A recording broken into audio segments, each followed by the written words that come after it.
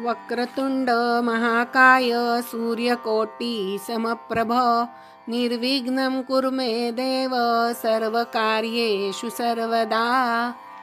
वसुदेवसुतं देवं कंसचाणूरमर्दनं देवकी परमानन्दं कृष्णं वन्दे जगद्गुरुं। कृष्णाय वासुदेवाय हरये परमात्मने प्रणतक्लेशनाशाय गोविन्दाय नमो नमः। मुखं करोति वाचालं पङ्गुल्लङ्घयते गिरिं यत्कृपातमहं वन्दे परमानन्दमाधवम्। आकाशात् पतितं तोयं यथा गच्छति सागरं सर्वदेव नमस्कारं केशवं प्रतिगच्छति।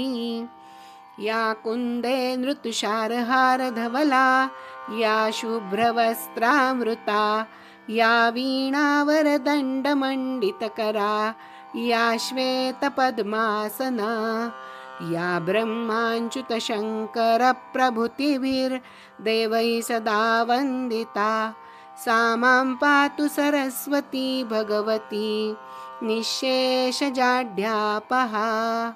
गुरुर्ब्रह्मा गुरुर्विष्णु गुरुर्देवो महेश्वरः गुरुः साक्षात् परब्रह्म तस्मै श्री गुरवे नमः। गुरो तुझी ही पदवारी धारा धुओ सदा कायिक दोष सारा सदैव माझे मनवाणी शुद्ध करो तुझे नाम पवित्र सिद्ध। भगवान गोपाल कृष्ण महाराज की जय। ओम नमो भगवते वासुदेवाय। ओम नमो भगवते वासुदेवाय। गेल्या भागामध्ये आपण वृत्रासुराचा वध आणि इंद्राला स्वर्गाचं राज्य परत मिळालं ही कथा पाहिलेली आहे. आता पुढे परीक्षित राजा शुकमुनींना विचारतोय की तो म्हणतोय की ब्रह्मन वृत्रासुराचा स्वभाव रजोगुणी आणि तमोगुणी आहे आणि तो पण पापीच होता आणि असं असताना भगवान नारायणांच्या चरणी त्याची बुद्धी निश्चल कशी काय झाली आणि तो जर एवढा राक्षस योनीमध्ये त्याने जन्म घेतला तर त्याच्या ठिकाणी अशी तीव्र भक्ती कशी काय प्राप्त झाली आणि त्याच्या मनात जर तीव्र भक्ती होती तर त्याला राक्षस योनी कशी मिळाली. मला काही हे गूढ कळत नाहीये. तर मुनिवर आपण याचा पूर्व वृत्तांत काय आहे हे मला जरा सविस्तरपणे सांगा. आता त्यावर शुक्राचार्य म्हणतायत की राजा ऐक, वृत्रासूर आपला पूर्वजन्मी चित्रकेतू नावाचा राजा होता आणि त्याच्या राणीचं नाव होतं कृतद्युती. ही कृतद्युती ही अनेक राण्यांमधली त्याची लाडकी राणी होती.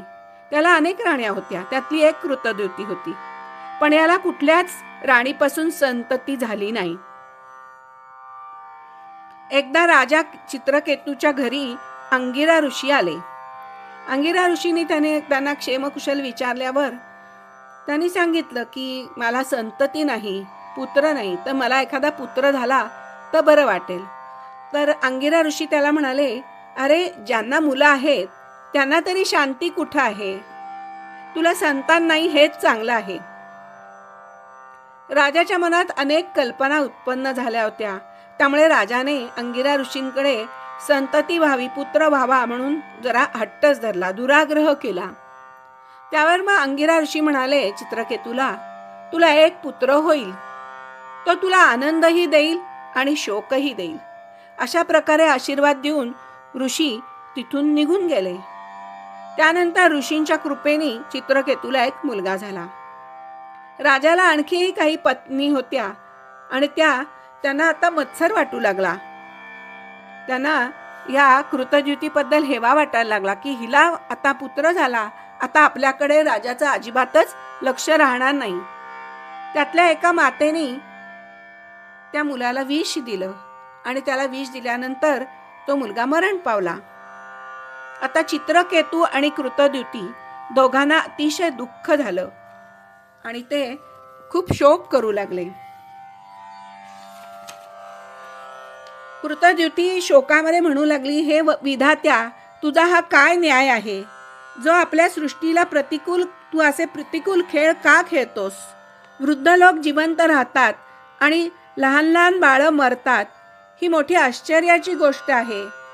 तुझ्या स्वभावात खरोखरच अशी विसंगती असेल तर मग तू जीवांचा कायमचा शत्रूच नाहीच का? जगात प्राण्यांचे जीवन मरणाचा काही क्रम राहिला नाही. आपल्या प्रारब्धानुसार ते जन्मतील आणि मरतील. तुझी सृष्टी वाढवण्यासाठी तू नातलगांमध्ये स्नेहबंध निर्माण केले आहेस, पण अशा प्रकारे वागून तू आपणच केलेला नियम स्वतःच तोडतोयस रे देवा. तू असा का केलंयस? हे विधात्या, तू असं माझ्याकडनं कोणतं कृत्य घडलं की तू माझ्यावर ही अशी वेळ आणलीस? पुत्राच्या मृत्यूने राजा राणी विलाप करीत आहेत. ते पाहून नारद तिथे आलेले आहेत. नारायण नारायण.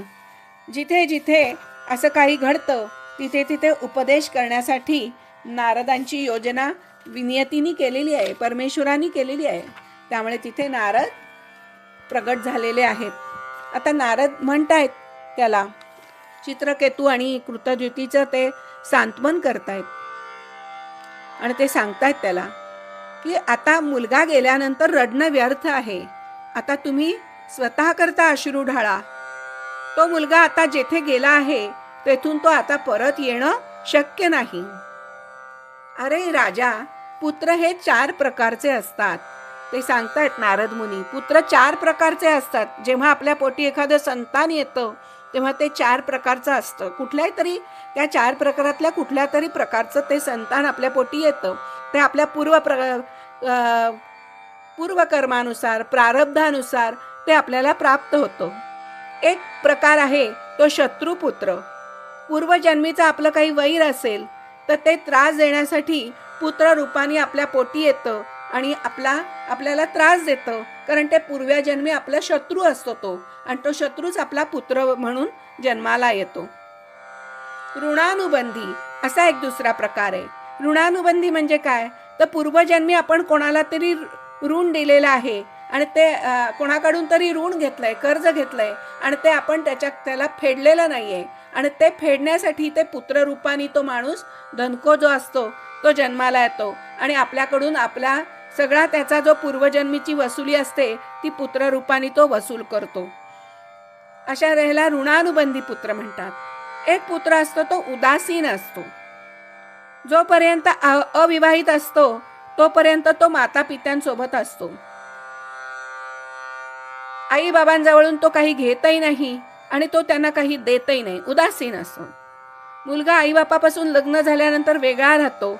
आई बापांना असं वाटत असतं की मुलाचं लग्न झाल्यानंतर त्याचे 4 हात झाले की तो आपली सेवा करेल, आपल्याला विचारेल, आपली चौकशी करेल, पण तो उदासीन असतो. 4 हात होत असतानाच तो आपल्या 4 पायांनी, त्याचे 4 पाय होतात बायकोचे आणि त्याचे, तो आपला वेगळा राहायला लागतो आणि स्वतःच्या संसारामध्ये रममाण होतो आणि तो आई वडिलांना विचारतही नाही. आता चौथा जो पुत्र आहे हा सेवक पुत्र प्रकार आहे. पूर्वजन्मी सेवा घेतली असेल म्हणून या जन्मात सेवा करण्याच्या हेतूने तो पुत्र रूपाने जन्माला येतो. गेल्या जन्मी आपण त्याची काहीतरी सेवा केली असेल म्हणून या जन्मी तो येतो आणि आपली आई वडिलांची, तो माता पित्यांची सेवा करतो. जशी पुंडलिकानी आपल्या आई वडिलांची सेवा केली तशाप्रमाणे तो आई वडिलांची सेवा करतो. तेव्हा पुढे नारद सांगतायत राजा चित्रकेतूला, राजा, तुझा पूर्वजन्मीचा शत्रूच तुझा पुत्र बनून तुझ्या पोटी जन्माला आलेला होता. बरं झालं तो मरून गेला. तुला तर आनंद वाटायला पाहिजे. घर, धन, पत्नी, विविध ऐश्वर्य, शब्दादी विषय, राज्य, समृद्धी, सेवक, मित्रजन, नातेवाईक, हे सगळं जे काय आहे ते शोक, मोह, भय आणि दुःख देणारे आहेत. हे सगळं नाशवंत आहे रे राजा, याच्यामध्ये गुंतून पडू नकोस. जीवाचे तर हजारो जन्म झालेत आणि पुढेही होतील. यात कोण कोणाचा नातलग आणि कोण कोणाचा संबंधी समजायचा. ज्याप्रमाणे जलप्रवाहात वाळूचे कण कधी एकत्र येतात आणि कधी प्रवाहाबरोबर वाहत जाऊन अलग अलग होतात. अशा प्रकारे हे आपले पुत्र, नातेवाईक, नातलग, प्रजा यांचे संबंध असतात. काळाच्या प्रवाहात संसारी प्राणी एकत्र येतात आणि एकमेकांपासून दूरही जातात. जेव्हा त्या राजकुमाराच्या आत्म्याला आणले त्यावेळी त्याने कोणालाही ओळखलेलं नाही. ज्यावेळेला नारदांनी त्याचा पुत्र मेला आणि राजा आणि हे पत्नी शोक करत होते, त्यावेळेला ते म्हणाले, तुला असं वाटत असेल तर मी त्याच्या आत्म्याला बोलवतो, बघ तो तुझ्याकडे परत येत असेल तर आपण त्याला जिवंत करू. मग त्या आत्म्याला आमंत्रण दिलं नारदांनी. तो आला. त्याला म्हणले, अरे हे तुझे वडील शोक करतायत तुझ्या जाण्याने. त्यावेळेला तो म्हणाला, माझे कुठल्या जन्मातले हे वडील आहेत मला कळत नाहीये. माझे तर हजारो जन्म झालेले आहेत. त्यातल्या कुणा माता पित्यांची मी आता ओळख ठेवू. आणि असे बोलला तो आणि तो जीवात्मा निघून गेला. त्याने काही या जन्मीच्या आपल्या राजा राणींमध्ये कोणताही त्यांनी ओढ ठेवलेली दिसली नाही. त्याला इच्छाच नव्हती की त्याने परत यावं आणि पुन्हा त्यांनी त्याचा जन्म व्यतीत करावा, अशी त्याची इच्छा दिसली नाही. नारद म्हणाले, बघ राजा, ज्याच्यासाठी तू शोक करतोयस तो तुझ्याकडे पाहायला सुद्धा तयार नाहीये आणि तरी सुद्धा तू आपला त्याचं जाण्याचं दुःख करतोयस, शोक करतोयस. अशा प्रकारे नारदांनी चित्रकेतू आणि कृतद्युतीचं सांत्वन केलं. आणि मग राजांनी नंतर चित्रकेतूला कळलं की अरे हे आपण शोक करतोय, पण ह्या जो आत्मा आलाय त्या आत्म्याला काही माहिती नाही, त्याचे अनेक जन्म झालेत. कुठल्या जन्मातला आपण आईवडिलांशी आत्ता बोललो हेच त्याला समजत नाहीये. त्यावेळेला नारदांना चित्रकेतूंनी सांगितलं की तुम्हीच मला आता ह्याच्यातून बाहेर काढा, या शोकातून. तुम्ही मला असं काहीतरी ज्ञान द्या की ज्या प्रकारे माझा शोक दूर होईल.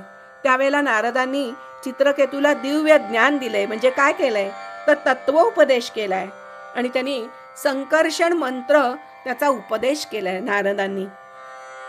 ओम नमस्तुभ्यं भागवत वासुदेवाय धीमहि प्रद्युम्नाय निरुद्धाय नमः संकर्षणाय च.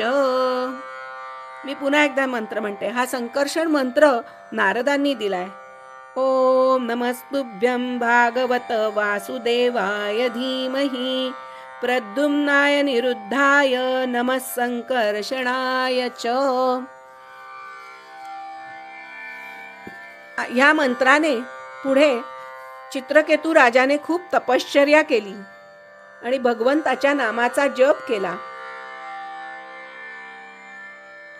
नारदांनी दिलेल्या त्या विद्येचा चित्रकेतूने त्यांच्या आज्ञेनुसार फक्त पाणी पिऊन 7 दिवस मोठ्या एकाग्रतेने अनुष्ठान केलं. त्या विद्येच्या अनुष्ठानाने 7 रात्रीनंतर राजा चित्रकेतूला विद्याधरांचे अखंड आधिपत्य प्राप्त झालं आणि विद्येच्या त्या प्रभावाने, संकर्षण विद्येच्या प्रभावाने त्याचं मन एकदम शुद्ध झालं. आता तो देवाधिदेव भगवान शेषांच्या चरणाजवळ पोचला. शेष भगवानच्या अनंत यांच्या चरणाजवळ पोचला. भगवान शेषांचे दर्शन झाल्यानंतर राजाशी चित्रकेतूची सर्व पाप नष्ट झाली. त्याचं अंतःकरण स्वच्छ आणि निर्मळ झालं. हृदयामध्ये भक्तीचा पूर आला. नेत्रामधून प्रेमाने अश्रू वाहू लागले. शरीरावर रोमांच उभे राहिले. आणि अशा स्थितीत असतानाच त्याने आदिपुरुष भगवान शेषांना नमस्कार केला. तो त्यांच्यापुढे नतमस्तक झाला. ज्यांच्या स्वरूपेचे 5 रात्र इत्यादी भक्तिशास्त्रात वर्णन केलं गेलंय त्या जगद्गुरूंची त्याने आता स्तुती करायला सुरुवात केली.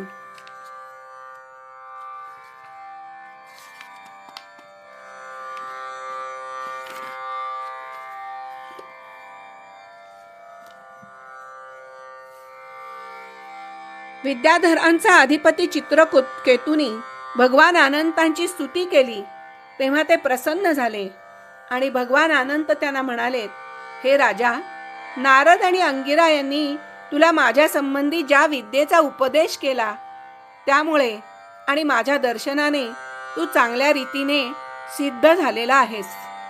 मी सर्व प्राण्यांच्या रूपात आहे. मीच त्यांचा आत्मा आहे. मीच पालनकर्ता सुद्धा आहे. शब्द ब्रह्म, वेद आणि परब्रह्म ही सगळी माझीच सनातन अशी रूपं आहेत. जेव्हा जीव माझ्या स्वरूपाला विसरतो तेव्हा तो स्वतःला वेगळा समजतो आणि त्यामुळे या संसाराच्या चक्रामध्ये सापडतो. त्यानंतर जन्मानंतर जन्म, मृत्यूनंतर मृत्यू अशी त्याची गती त्याला प्राप्त होते. ही मनुष्य योनी म्हणजे ज्ञान आणि विज्ञानाचा मूळ प्रवाह आहे.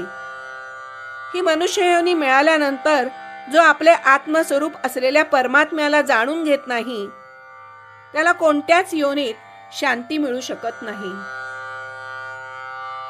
तू हे सगळं जाणून घे आणि माणसाने ऐहिक व पारलौकिक विषय भोगापासून विवेक बुद्धीने अलिप्त राहणं म्हणजेच त्याला ज्ञान आणि विज्ञानामध्ये संतुष्ट राहून माझा भक्त व्हावं लागेल.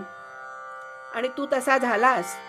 माझा हा उपदेश तू लक्षपूर्वक आणि श्रद्धेनं धारण करशील तर ज्ञान आणि विज्ञानाने संपन्न होऊन तू लवकरच सिद्ध होशील असं त्यांनी सांगितलं.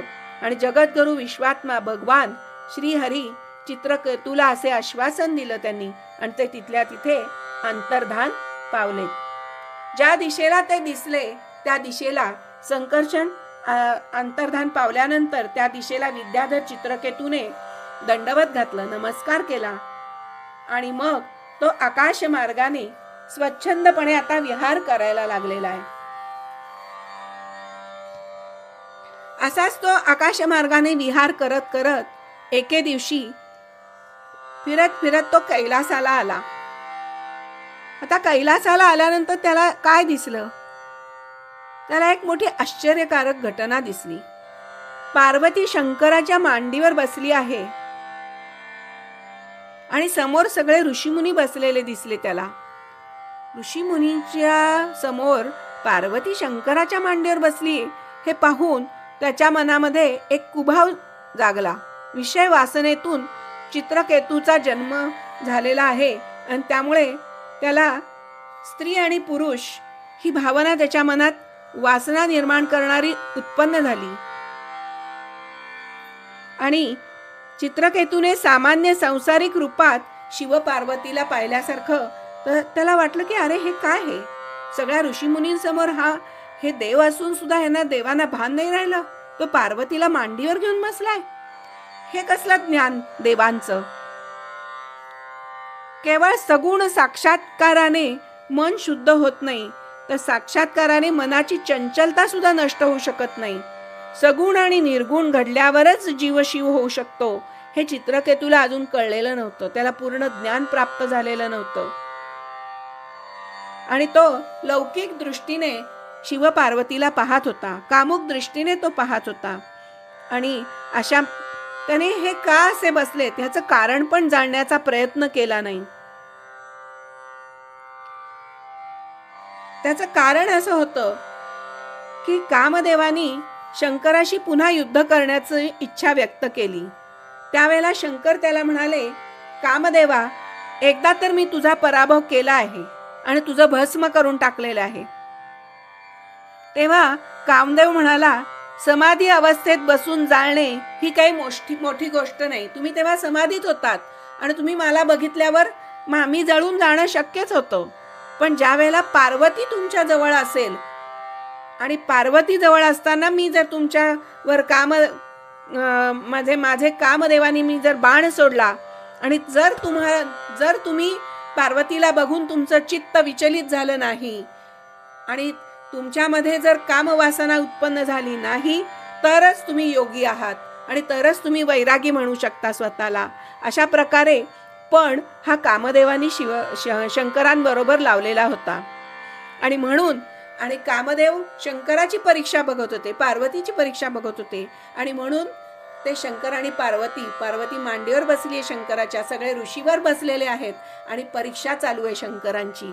आणि तरी सुद्धा शंकर पार्वती मांडीवर असताना शंकर समाधी अवस्थेत बसलेले होते. त्यांचं चित्त कुठेही विचलित झालेलं नव्हतं. पार्वतीला आलिंगन सुद्धा त्यांनी दिलेलं नाहीये. समाधी अवस्थेत तर कोणीही जीव मला जाळू शकेल असं ते म्हणले होते. आणि त्याची परीक्षा म्हणून पार्वती त्यांच्या मांडीवर आलिंगन देऊन बसलेली होती आणि कामदेवाने आपला बाण सोडलेला आहे. आणि तरीही शंकर निर्विकार स्थितीत बसलेले आहेत.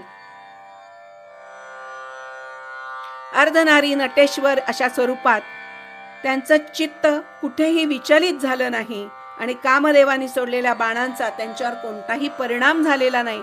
त्याला यश मिळालं नाही. शंकर ध्यानस्थ बसलेत. पार्वती मांडीवर असताना सुद्धा शंकर ध्यानस्थ बसलेत.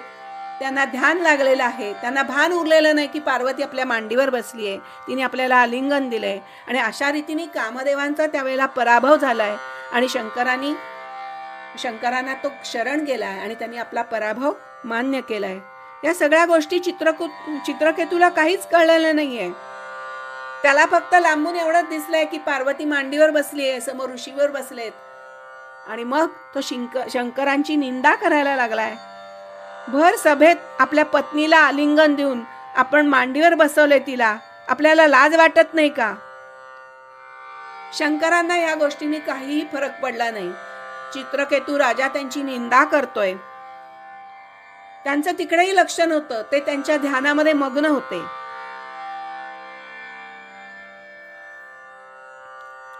त्यांना कोणत्याही प्रकारे वाईट वाटलं नाही. ज्याच्या शिरावर गंगा म्हणजे ज्ञानाची गंगा असते त्याला कोणताही निंदारस प्रभावित करू शकत नाही. पण पार्वतीला मात्र काही त्याने ही केलेली निंदा सहन झाली नाही. तिने चित्रकेतूला शाप दिला. उद्धटा, कोणतेही कारण जाणून न घेता तू भगवान महादेवांची अशा प्रकारे निंदा करतोयस. उद्धटा, तुला पुढील जन्म हा राक्षस योनीतच येईल.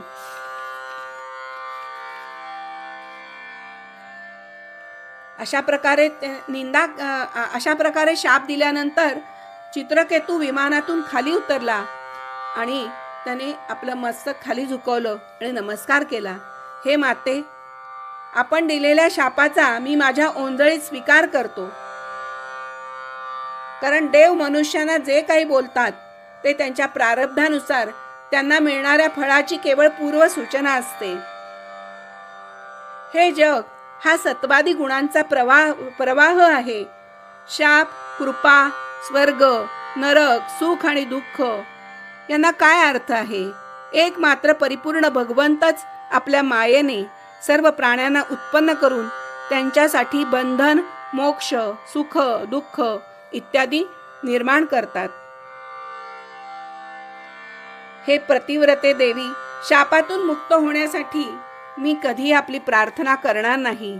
पण मी आपल्याला अयोग्य बोललो त्याबद्दल मला क्षमा करावी. अशा प्रकारे शिवपार्वतींना प्रसन्न करून ते आश्चर्याने त्यांच्याकडे पाहत असताच त्यांच्या समोरच चित्रकेतू विमानात बसून निघून गेला.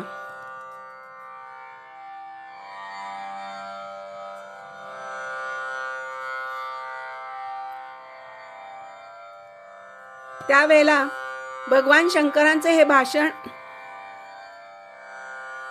भगवंतांना कोणी प्रिय नाही आणि कोणी अप्रिय नाही. त्यांचा कोणी आपलाही नाही आणि परकाही नाही. ते सर्व प्राण्यांचा आत्मा आहेत आणि म्हणून ते सर्व प्राण्यांचे प्रियतम आहेत. चित्रकेतू त्यांचा प्रिय भक्त, शांत आणि सर्वत्र समदर्शी आहे आणि म्हणून तो भगवान श्रीहरींना अतिशय प्रिय आहे. भगवान शंकर ऋषी, दैत्य, सिद्ध आणि गण यांच्या समोरच पार्वतीला म्हणाले, हे सुंदरी, दिव्य लीला करणाऱ्या भगवंतांच्या निस्पृह आणि थोर अशा दासानुदासांचा महिमा तू पाहिलास ना. जे लोक भगवंतांना शरण जातात ते कशाला भीत नाहीत. आता त्याने निर्भीडपणे सांगितलं, मी ओंजळीत माझं पाप घ्यायला तयार आहे. मी तुमचा अपमान केला त्याच्याबद्दल मी क्षमा मागतो. असं का म्हणाला तो? तर कारण त्यांना स्वर्ग, मोक्ष, नरक हे सगळे सारखेच वाटतायत. हे भगवंताचं भाषण ऐकून पार्वती देवींची चित्तवृत्ती शांत झाली. ती जी चिडली होती चित्रकेतूवर, तिने तिचा राग शांत केला. चित्रकेतू सुद्धा पार्वती देवीला उलट शाप देऊ शकत होता, पण त्याने त्याचा शाप परंतु त्याने पार्वतीने दिलेला शाप आपल्या मस्तकी धारण केला. हे साधू पुरुषांचं लक्षण आहे. हा चित्रकेतू दानव योनीत त्वष्टाच्या दक्षिणाग्नीपासून उत्पन्न झाला आणि त्याचं नाव वृत्रासूर असं पडलं. हा ज्ञान विज्ञान संपन्न राहिला, कारण त्याने भगवंताची भक्ती केली होती. त्याने संकर्षण मंत्राचं अनुष्ठान नारदांकडून घेऊन त्याने पूर्वजन्मी केलेलं होतं. हा चित्रकेतूचा पवित्र इतिहास, विष्णू भक्तांचे महात्म्य जो कोणी ऐकेल तो संसार बंधनापासून मुक्त होईल असं भागवतामध्ये लिहिलेलं आहे. जो मनुष्य प्रातःकाळी उठून मौन राहून श्रद्धेने भगवंतांचं स्मरण करीत हा वृत्रासुराचा इतिहास वाचेल त्याला परमगती प्राप्त होते.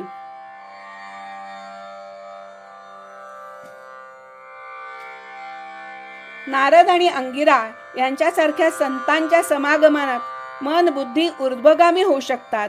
मनात विषयांची चित्रे उत्पन्न न व्हावीत आणि सात्विक भाव जगाला पाहिजे, यासाठी लक्ष्मीनारायणांची सतत पूजा केली पाहिजे. विष्णू सत्वगुणाचे अधिपती देव आहेत. त्यांची सेवा केल्याने मनात सात्विक भाव जागृत होतो. बोला गोपाल कृष्ण भगवान की जय. अशा प्रकारे वृत्रासुराचा सर्व वृत्तांत कथन केल्यानंतर शुकदेव सांगतायत परीक्षिताला, राजा, आता मी तुला कश्यपांची दुसरी पत्नी दिती पासून उत्पन्न झालेल्या संतान परंपरेचे वर्णन ऐकवतो. कश्यपांना पहिली पत्नी होती आदिती आणि दुसरी होती दिती. आता या दितीपासून दैत्य आणि दानवांना वंदनीय असे हिरण्यकश्यपू आणि हिरण्याक्ष असे दोनच पुत्र झालेले आहेत.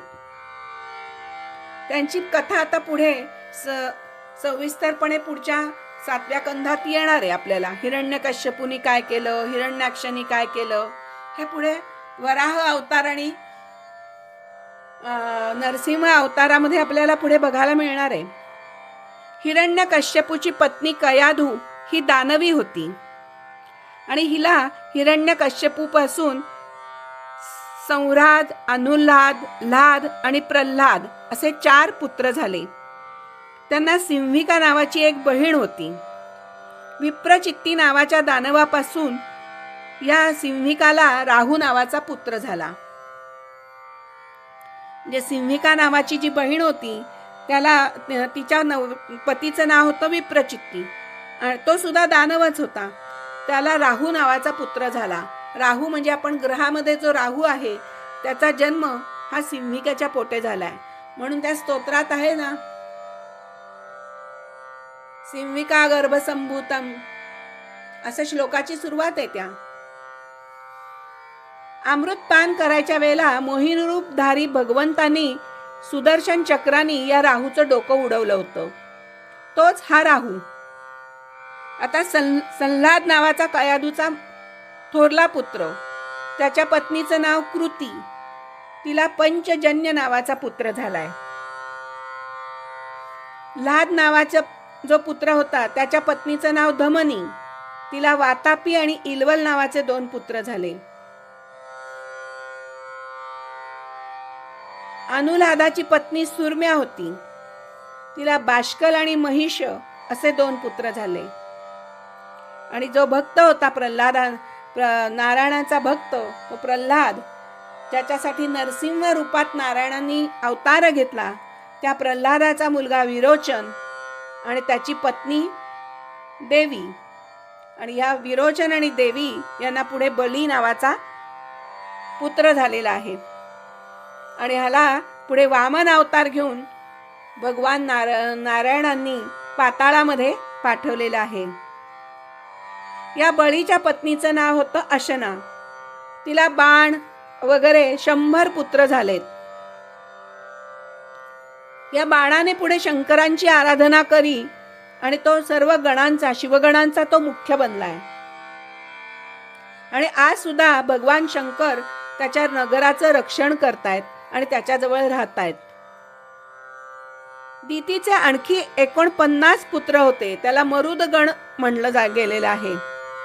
आता या मरुदगणांची कथा मी तुला सांगतो.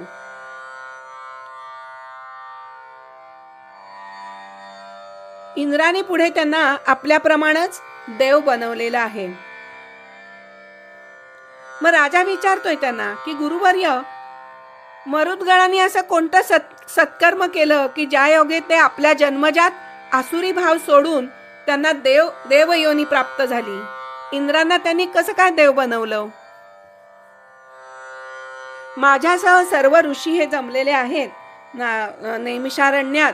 या सगळ्यांना हे रहस्य जाणून घ्यायचंय. तेव्हा कृपा करून मुनिवर आपण मला ही कथा पुढे सांगा तुम्ही. त्यावर आता शुकमुनी पुढे सांगायला लागलेत, मरुद्गणांना देवयोनी कशी प्राप्त झाली, ते देव कसे झाले, इंद्रांनी त्यांना देव का बनवलं. भगवान विष्णूंनी इंद्राची बाजू घेऊन दितीचे हिरण्यकश्यपू आणि हिरण्याक्ष असे दोन्ही पुत्र मारले. वेगवेगळे अवतार घेतले. हिरण्याक्षाचा वध वराह अवतारात गेला आणि हिरण्यकश्यपूचा वध हा प्रल्हादासाठी त्याने प्रगट झाले स्तंभामध्ये आणि हिरण्यकश्यपूचा वध झाला.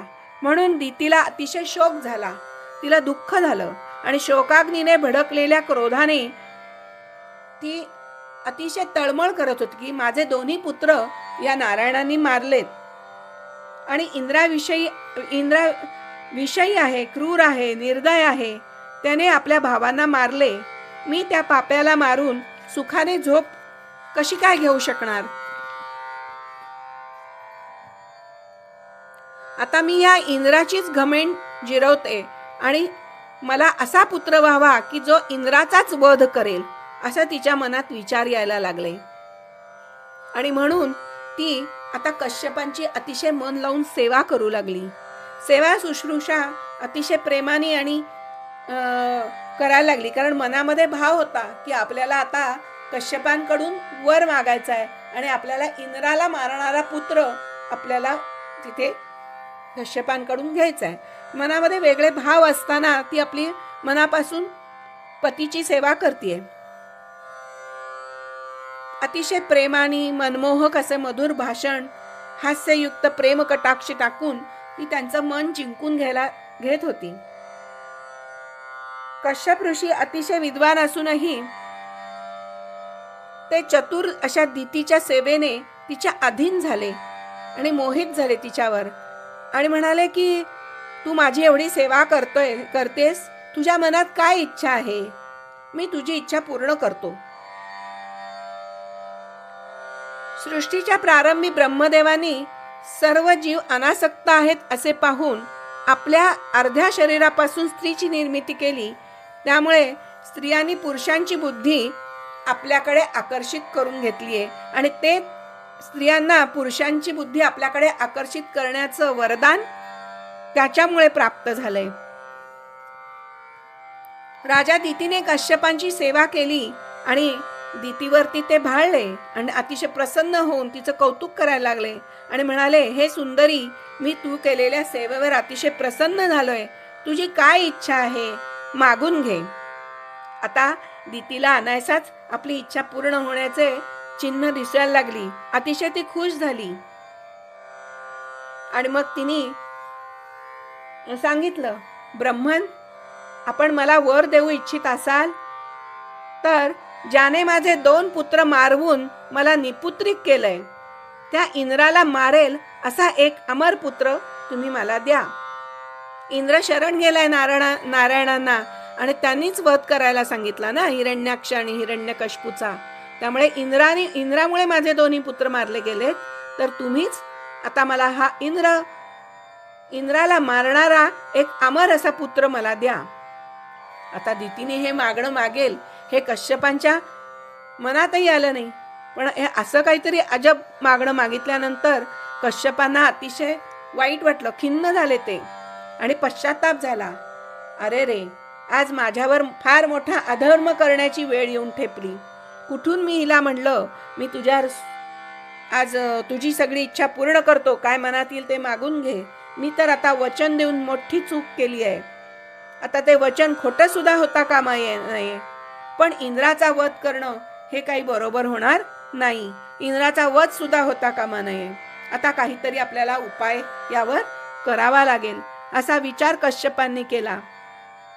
मग त्यावर ते कश्यप तिला म्हणाले, कल्याणी, तू म्हणतेस तसं तुझ्या मनासारखं होईल, पण त्यासाठी मी सांगितलेलं व्रत तुला 1 वर्षभर विधीपूर्वक करावं लागेल.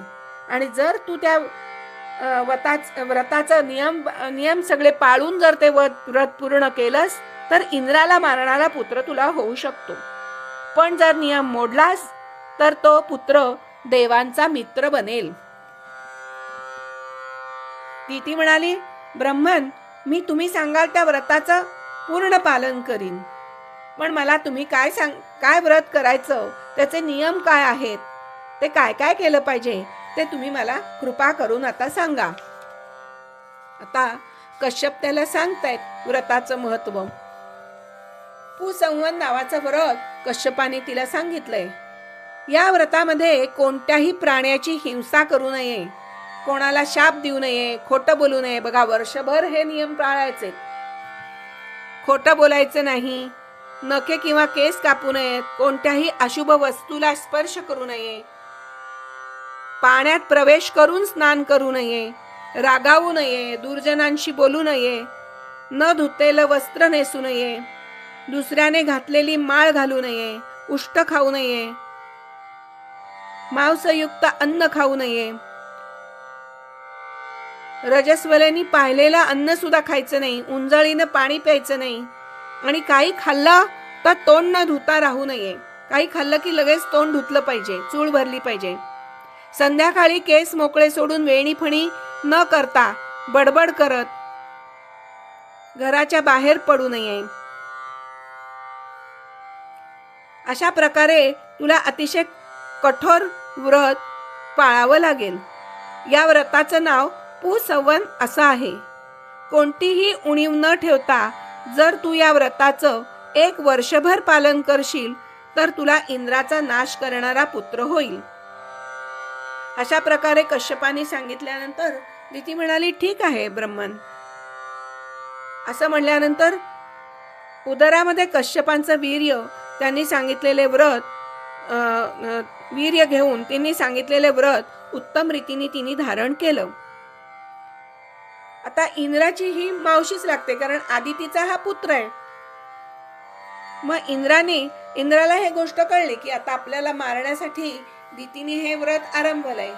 मग आता इंद्र आलाय मावशीकडे राहायला. त्याने मनोगत जाणलंय आणि अतिशय शहाणपणाने, गुप्तपणाने हा दितीच्या आश्रमात येऊन दितीची सेवा करायला लागला.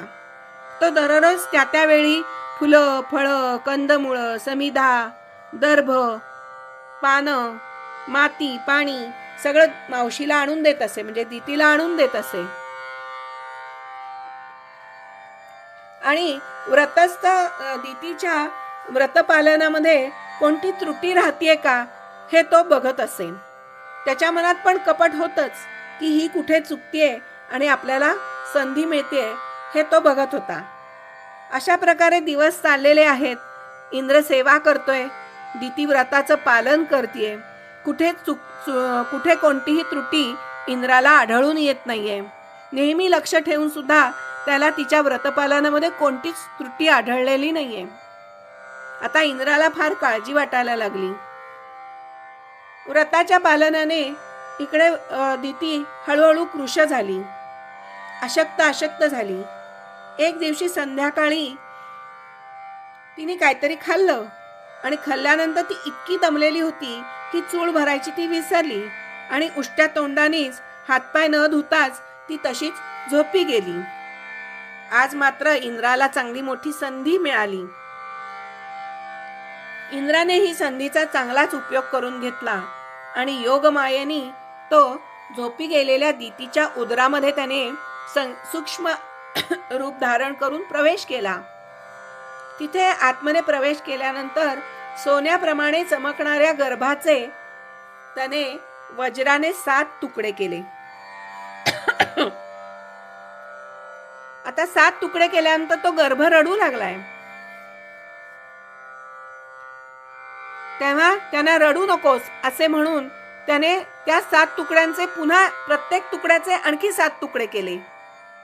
अशा प्रकारे 49 तुकडे केले तरी ते गर्भ काही मेला नाही. त्यावेळेला ते गर्भ म्हणतोय त्याला, अरे इंद्रा, आम्हाला का मारतोयस?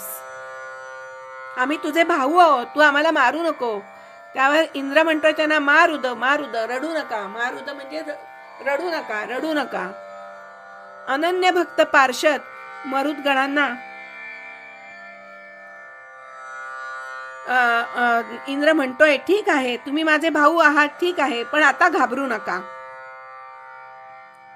जसे श्रीहरींच्या कृपेने अश्वत्थामाच्या ब्रह्मास्त्राने तुझे काहीच अनिष्ट झाले नाही, त्याचप्रमाणे वज्राने तुकडे तुकडे होऊन सुद्धा दितीचा गर्भ काही मेलेला नाही.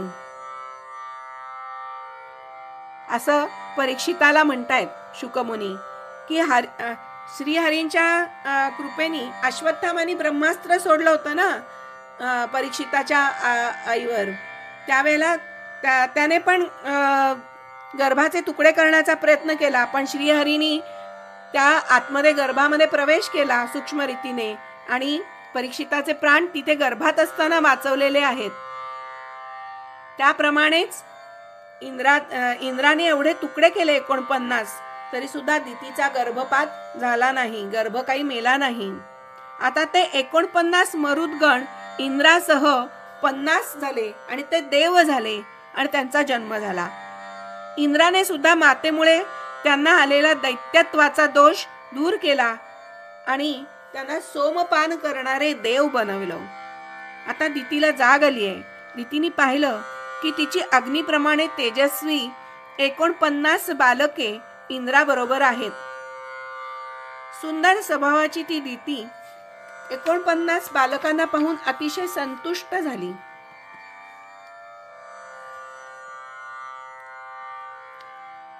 ती इंद्राला म्हणाली, अरे बाळा, तुम्हा आदितीच्या पुत्रांना भयभीत करणारा पुत्र उत्पन्न व्हावा या इच्छेने मी एवढं मोठं कठीण व्रताचं पालन करीत होतो. मी तर फक्त एकाच पुत्रासाठी संकल्प केला होता. मग हे 49 पुत्र कसे काय झाले? आता मला याचं रहस्य तुला जर माहीत असेल तर मला खरं काय ते सांग. माझ्याशी आता अजिबात खोटं बोलू नकोस. त्यावेळी इंद्र म्हणालाय, माते, तुझे मनोगत ओळखून मी तुझ्या जवळ आलेलो होतो. त्यावेळी माझ्या सुद्धा मनात स्वार्थी भाव होता आणि धर्मभावना जराही नव्हती. म्हणून तुझ्या व्रतपालनात त्रुटी होतायत का याचा मी शोध घेत होतो. तुझ्याकडून काल रात्री ही ती चूक घडली आणि मी तुझ्या गर्भामध्ये प्रवेश केला आणि त्या गर्भाचे तुकडे तुकडे केले. अगोदर मी त्याचे 7 तुकडे केले, तेव्हा ते 7 बालक झाले. नंतर मी पुन्हा त्या एकेकाचे 7-7 तुकडे केले आणि तरी सुद्धा ते गर्भ काही मेले नाहीत. आणि त्यानंतर अतिशय आश्चर्याची घटना घडली आणि माझ्या लक्षात आलं की परमपुरुष भगवंतांच्या उपासनेमुळे प्राप्त झालेली ही स्वाभाविक सिद्धी जन्माला आली येते. भगवान जगदीश्वर आपला आत्मा असून स्वतःचे सुद्धा दान करणारे आहेत. आणि म्हणून हे माते, पूज्य अशा तुझ्या बाबतीत मूर्ख असलेल्या मी दुष्टपणाने हे काम केले आणि तुझ्या गर्भाचे मी 49 तुकडे केले. तू आता मला माझ्या अपराधांची क्षमा कर. पण तुझा गर्भ काही मेलेला नाही, तो जिवंत झालेला आहे. अशा प्रकारे त्याने इंद्राने क्षमा मागितली दितीची. इंद्राचा हा शुद्ध भाव पाहून दिती संतुष्ट झाली आणि इंद्राने तिची परवानगी घेतली आणि त्यांनी नमस्कार केलाय आणि मरुदगणांसह तिला नमस्कार त्यांनी सगळ्या मरुदगणांनी पण दितीला नमस्कार केलाय मातेला. आणि तो इंद्र सगळ्या मरुदगणांना घेऊन स्वर्गात निघून गेलाय, आपल्या राज्यामध्ये परत गेलाय. आता हे मरुदगणांचं जन्माख्यान अतिशय मंगलकारक असं हे आख्यान जो कोणी ऐकेल त्याला भगवान नारायणांची कृपा प्राप्त होईल. अशा प्रकारे तू जो मला मरुदगणांच्या आख्यानाविषयीचा प्रश्न विचारला होता त्याचं सविस्तर उत्तर मी तुला दिलेलं आहे. आता पुढे परीक्षित त्याला पुसंवन व्रताविषयी प्रश्न विचारलेला आहे. आता ह्या पुसंवन व्रताचा जो भाग आहे तो आपण पुढील भागात घेऊ. तोपर्यंत आपण इथे थांबूया. ओम नमो भगवते वासुदेवाय. ओम नमो भगवते वासुदेवाय.